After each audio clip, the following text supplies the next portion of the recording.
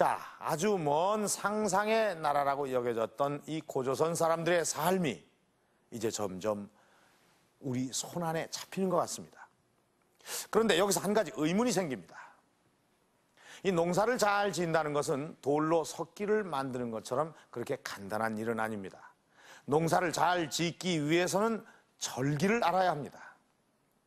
기온이 언제 올라가는지, 또 비가 언제 내리는지, 그래야 씨를 뿌리고 곡식을 거둘 수가 있기 때문입니다.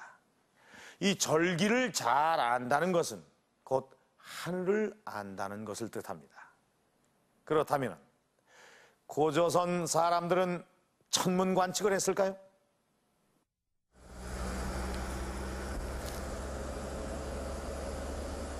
창원 덕천리. 지금은 군부대 병참기지가 들어선 이곳엔 청동기 시대의 유적이 있다. 바로 이 고인돌이다.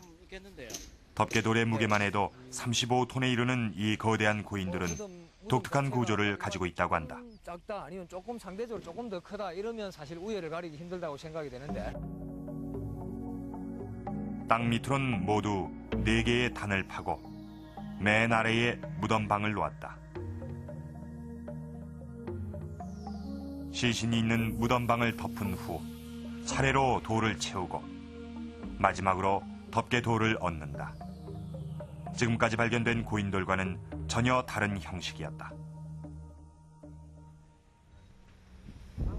구조뿐만 아니라 이 고인돌 유적엔 또 다른 독특한 흔적이 있는데 바로 이 석축의 흔적이다. 이 석축은 고인돌의 외곽을 둘러싸고 있는데 현재 발견된 길이는 남북 56m, 동서 17m에 이른다. 원래 형태는 고인돌을 중심으로 석축을 쌓고 그 외곽엔 넓은 도랑을 파놓았다. 이것은 거대한 묘역이자 제단이었을 것이다. 그런데 이 유적에서 주목할 점이 있다. 고인돌을 둘러싸고 있는 석축의 한 편을 측정한 결과 정남향을 향하고 있다는 사실이 밝혀진 것이다. 밤에는 물론 북극성이나 북극성을 잡아서 북쪽 방향을 잡았겠지만 낮에는 정확하게 태양의 운행을 가지고 잡았습니다. 뭐 간단한 예로 우리가 땅바닥에 원을 그려놓고 가운데다 나무를 이렇게 세워놓은 다음에 나무 끝이 향하는 그림자를 쭉 찍어나가 보면은 원과 만나는 두 점이 나타날 겁니다. 그 두 점을 수직 2등분했을 때 가리키는 방이 정확한 북쪽입니다. 이거는 동서를 막론하고 아주 고대로부터 알려졌던 사실입니다.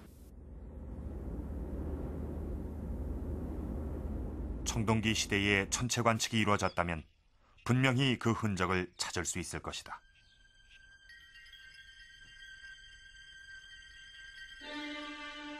충북대 박물관 팀은 지난 1978년 대청댐 수몰 지역에서 청동기 시대의 고인돌 유적을 발굴했다. 그런데 이곳에서 특이한 판자돌이 출토됐다. 무덤 위에 덮은 큰 돌이에요. 고인돌, 지성묘라고 하는 게 덮개돌이죠. 이것이 가호리 유적에서 출토된 바로 그 판자돌이다. 돌 표면엔 작은 구멍들이 나 있는데 사람이 인공적으로 만든 흔적으로 보인다.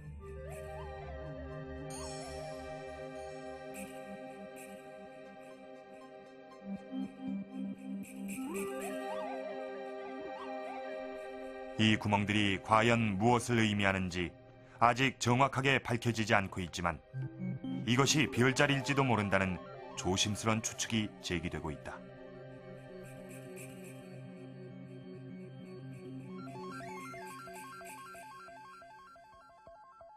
여기에 이 면과 둘레를 만드는 데는 손질이 된 것이 분명합니다. 그런데 거기에서 이제 나타나는 이 판판한 면에 이런 그 구멍보다는 굼인데 이 굼이 이렇게 이제 아주 우리 쪽으로 관찰이 되고 또 이미 이렇게 배일됐으니까 이것은 여러 가지 그 인위적인 배일이라고 한다면 그 가능성은 이제 별자리일 가능성을 제시를 했었죠. 저게 그러면 모든 이 별자리 도면을 다 뒤집어 이것이 과연 별자리인지 천문학자의 자문을 구했다. 이용복 교수가 판자돌에 있는 구멍을 연결하자 별자리가 그려졌다.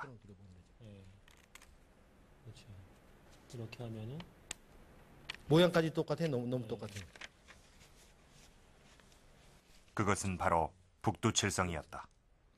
그런데 더욱 놀라운 사실은 이 고인돌 위에 그려진 북두칠성이 실제 별자리와 그 모양은 물론 별과 별 사이의 간격까지 정확히 일치하고 있는 것이다.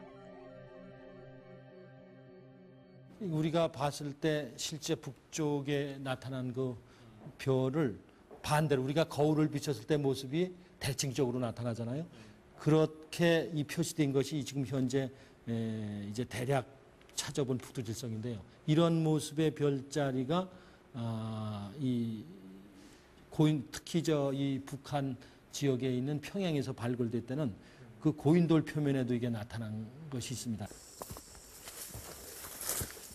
청동기 시대의 별자리는 암각화에서도 찾아볼 수 있다. 경북 신흥리 마을 뒷산에 서 있는 오줌바위. 암각화 전문가인 이하우 선생은 이 바위의 한쪽 귀퉁이에서 별자리 모양을 발견했다.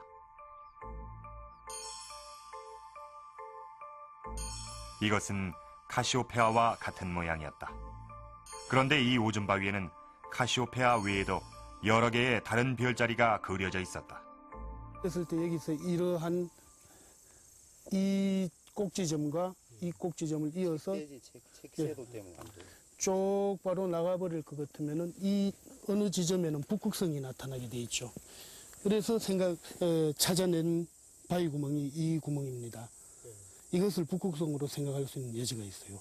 중간에 바위 구멍이 있고 둘레는 동심 원을 하나 세게 놨죠. 북극성의 맞은편엔 익숙한 모양의 그림이 있었다. 카시오페아의 대척점에서 찾아낸 유판 형상이 이거와 같습니다. 그랬을 때 이것을 북극성을 중심으로 일주천하는 그러한 북두칠성의 별자리로 볼 수 있겠다는 거죠.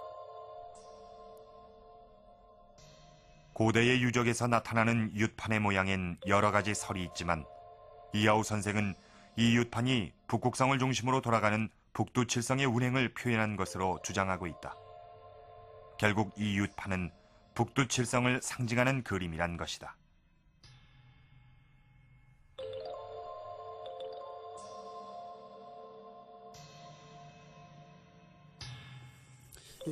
이하우 선생은 오줌바위의 한쪽 끝에서 또 다른 별자리를 찾아냈다. 여기 남쪽 안에 삼태선이 있죠. 그리고 여기서 이것은 전갈자리라고 쭉 했다. 연결되면 이런 바위 구멍들과 연결되어서 전갈자리가 이루어진다고 봅니다. 이것은 안반을 도면화한 것이다. 이것을 실제의 전갈자리와 비교해봤다. 모양이 거의 일치했다. 선사사회에서 농경과 관계 있지 않을까. 여름철에 파종한 이후 곡물이 성장하는 시기입니다. 이 성장하는 시기에만 정갈자가 보인다는 것이죠.